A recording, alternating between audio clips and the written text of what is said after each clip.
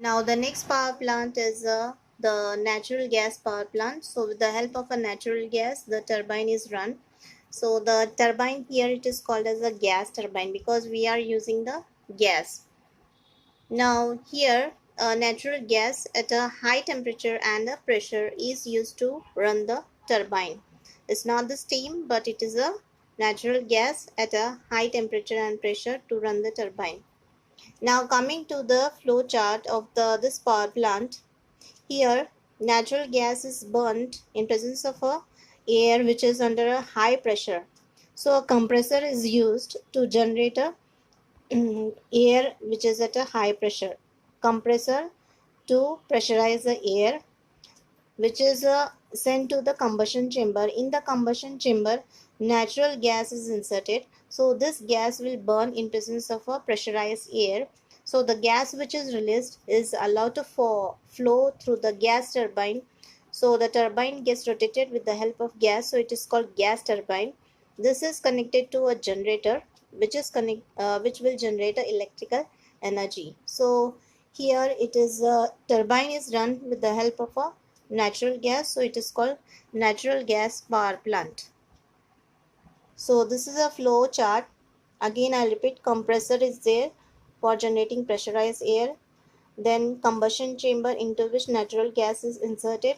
It is connected to a gas turbine connected to generator, and then electrical energy is generated. Now the gas which is generated in the combustion chamber, it is under high pressure and a high temperature. So here the gas will be having a kinetic energy. So if you look at the energy conversion flow chart, chemical energy in a natural gas will be converted into kinetic energy due to combustion of a natural gas. I have already told it's a natural gas will be having a high kinetic energy. It is due to combustion. So kinetic energy due to combustion of natural gas, it is converted into kinetic energy in turbine because turbine is rotating, so it will be having kinetic energy which is then converted into electrical energy. So again repeating, chemical energy in natural gas converted into kinetic energy due to combustion of natural gas, converted into kinetic energy in turbine generating the electrical energy. Look at the schematic diagram of a natural gas power plant. You can see here there is a, now this is a compressor where air is injected. So it will be pressurized with the help of this compressor. And this is a combustion chamber to which this compressed air is passed, and plus there is a fuel which is inserted. That fuel is nothing but natural gas. So inside the combustion chamber, two things are entering, that is a pressurized air and the fuel, that is a natural gas. And from this combustion chamber, means here the gas will be burnt, natural gas will be burnt in presence of air, which will generate the gas of high temperature and the pressure. So it is under high pressure, so because of which it is allowed to fall on the gas turbine.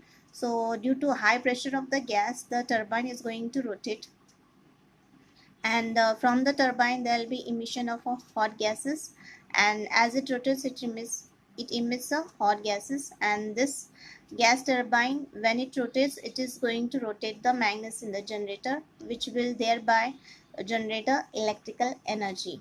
So important things are combustion chamber, a compressor for pressurized air, a gas turbine, and a generator. Now natural gas power plant is more efficient because here we are not using any coal. So it is more efficient because there will be no release of smoke, hence no air pollution.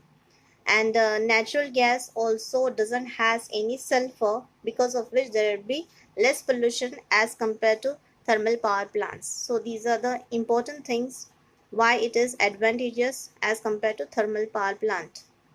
Now, some important natural gas power plants which are located in various states in India are shown here. Uh, in Andhra Pradesh, in Samaralkota, the capacity is 2620 megawatts. In Maharashtra, in Anjanvel, it is, and the capacity is 2220 megawatts. In Delhi, the place is Bhavna, and the capacity 1500 megawatts. In Andhra Pradesh, place is Kondapalli, and the capacity is 1466 megawatts. So think over this question: which electricity generation process is eco-friendly and which is not? You think over it and trace your points related to this.